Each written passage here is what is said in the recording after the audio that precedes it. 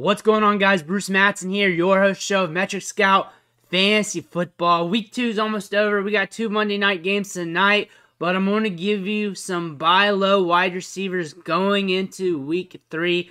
I'm doing it a lot like last week.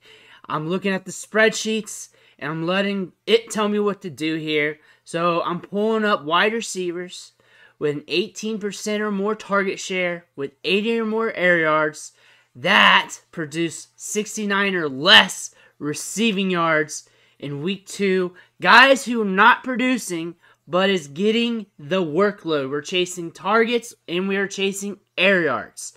You may be saying, hey Bruce, how about we combine week 1 and week 2 together? I got those numbers together, but I want the Monday night games to unfold so I get a larger sample to work with. So I'm going to have another buy low video probably tomorrow or the next day on these wide receivers with week 1 and week 2 data together. But I wanted to get this out so you guys have something to work with your waivers, with your trading opportunities, and everything else. Just because these guys are on the spreadsheet doesn't mean I agree with it, but I am reading them off to you so you have an idea of some guys to target. Some of these guys are more for deeper leagues, and some of these guys are already rostered, and you may have to trade for them. But this is what the spreadsheet's telling me.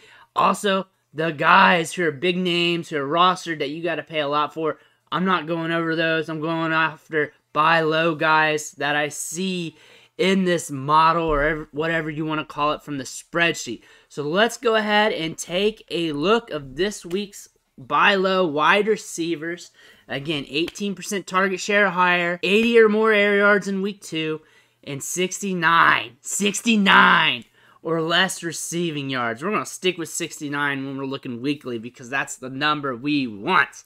First wide receiver we're going off of today. A lot of people talking about him tonight or today on Twitter, and it's Brandon Aiyuk. Had a 33.3% target share, saw 8 targets, 81 air yards, 45% share of the air yards, and an 82% Whopper weighted opportunity rating. And this is good. Garoppolo's back due to devastating injury to Trey Lance. Sad for him, but Aiyuk's back. Kittle wasn't doing his thing, but let's see what Aiyuk does. But you may want to try and buy low on him to see if you can get him on the cheap. He's more than likely rostered in your league. I doubt he's on waivers. If he is, snatch him to see what happens, especially if you got a hole to burn on your roster, because we're seeing workload coming up with him. That's a hell of a workload for a wide receiver. 33% target share. I get it, 1 week sample, but that's elite threshold at target share range.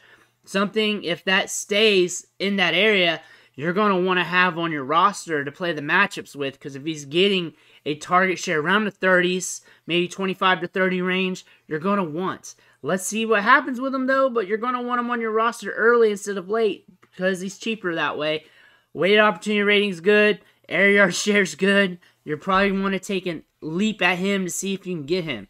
Next wide receiver is Sterling Shepard. I think a stat I saw on Twitter today is that Shepard gets targeted 8.2 times per game when he's in the lineup with Daniel Jones. Right now, last week, week 2, 31.3% target share, 8 targets, 42.9% air share of the air yards. This is solid. This is really solid. He's getting work. He's getting a lot of targets coming his way. Kenny Galladay's dead. Someone's going to have to get the targets. And right now, he's a buy low opportunity. He's not a sexy guy. He's not a guy who's going to give you wide receiver 1 performances. But he's a guy that, if you're struggling at flex, if you're in a deeper league, if you need some bench room, if you need to take a stab at somebody who's getting workload, again, this sample's small. We're only working with week 1 and 2 here. Things can change like this. We have Wan'Dale Robinson somewhere in the fold, somehow. He's going to have to do some things soon. But the workload is what you're chasing. And he's a turn and burn type of dude. If it's not hitting week 3, 4, 5, drop him. I imagine he's in waivers in a lot of leagues. Deeper leagues, he might be stashed. But I imagine you can get him for cheap off the waiver wire. Next wide receiver we're talking about is Nico Collins. Popular stash throughout the offseason. Had a lot of workload this week. 9 targets. equates to a 24.3% target share. That's something we want in our wide receivers. Gets downfield, 113 air yards. He projects as an air yards guy, a bigger guy that can get downfield, who has ball skills. Something you want out of your wide receivers. Houston's going to be in a lot of good game scripts, and they're scrappy, which means they're going to keep that spread tight throughout the game, which means some of these wide receivers are going to eat. We saw O.J. Howard eat in week 1 due to, touchdown numbers. Nico Collins ate kind of last week in his workload. If this continues, which it could throughout the year, it could snowball even. 24% target share is good for a wide receiver like this. The air yards are solid. I love the air yards and target share together. That's a good mix. It's a good guy to put some chips on if you want a cheap wide receiver. He's probably on waivers in a lot of leagues, and he's probably stashed in a lot of leagues. Just take a look, see if you can get him for cheap. Dynasty, the price is probably going to be kind of weird with him. So you're probably just going to have to kick the tires if you're interested. Next guy here, Scotty Miller. Interesting game script against the Saints, but still came out with a 24% target share, 8 targets, 139 air yards. Tampa Bay's been dealing with some injuries. Mike Evans got ejected. Chris Godwin wasn't there. Things had to go to him by default. However, he still earned those targets. Evans is going to be out for at least 1 game. I think I had the notification saying he was out 1 game, but I don't want to be locked in on that. Correct me in the comments if you want. Help everybody else out. But Scotty Miller got some opportunities here. If you're desperate, get him. I'm not saying get him. But if you're desperate, if you're in a deep league, some of you guys are in 32-team leagues. Some of you guys are in 48-team leagues. Some of these deep leagues, you might already got him. If you're desperate, if you're hurting, because all walks of life is coming to this channel. We got Deep Dynasty, Deep Devy, Camps to Canton, Redraft. Judge your league. Judge whether he's worth it or not. Your typical redraft leagues, you're probably leaving him alone unless he is a default in Tampa Bay getting some targets and you need the help. Last one, Desmond Patton. And a name you're not expecting to hear on a redraft channel anywhere. Nobody's really going to be talking about Desmond Patton.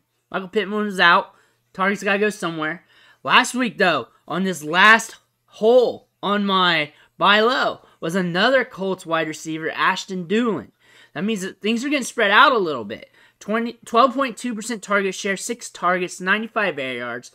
They're in some weird game scripts where there's a lot of fluidity in the game, and some of these ancillary wide receivers are eating a little bit. I do not recommend starting him. I do not recommend picking him up.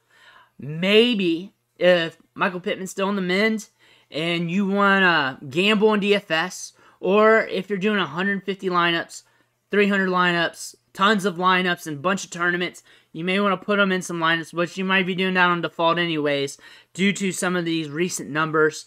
Just play with it. Basic redraft, he's a no. Most dynasty leagues, he's a no. Most deeper leagues, he's a no. However, if you're in some strange situations where you got to pick up a wide receiver, look at these numbers here. He's a gamble. Check the game scripts out. We'll go deeper into game scripts here in the rankings videos. But the workload here from the spreadsheet's telling you this, not me, is indicating that there might be something here. And there might be, but I'm not going after it because I know Michael Pittman's going to eventually be back. Ashton Doolin's good for what he is, and there's some interesting pieces in this receiving game for the Colts that is just going to make things very malleable for these ancillary jabronis on the receiving depth chart. But this is it. Here are 5 guys to buy low on from the buy low model that I have that I'm using from week to week. And then, you know what? I'm doing this again probably tomorrow or the next day once I get the numbers from tonight's games. And we're going to have weeks 1 and 2 smashed together on that. And we'll have some more buy lows for you from that to help you out for your waiver wire pickups. I'll try to have that out by Wednesday for your wide receivers. We'll look at running backs too, hopefully tonight or tomorrow. But usually when you're looking at running backs, you're chasing touches. You're chasing touches. You're chasing game scripts. Touches equates to volume. Also targets. And same thing with wide receivers. You're just chasing workload. Touches are workload. Air yards is part of workload. Targets is part of workload for wide receivers. So really we're just chasing the workload to see what happens. But here are some buy low wide receivers that you can chase in your leagues either by trade or by waiver wire pickup, or at least you got to look at some advanced metrics and listen to some process from what we gathered from the spreadsheet. Drop it like it's hot in the comments. Tell me who you're buying low on this week or what you're trying to do off the waiver wire. Also, smash that like button on the way out. Really helps the video and the channel. And if you haven't already, hit that subscribe button because it's going to help you out in fantasy. Looking at things from a different light, different angle on this channel.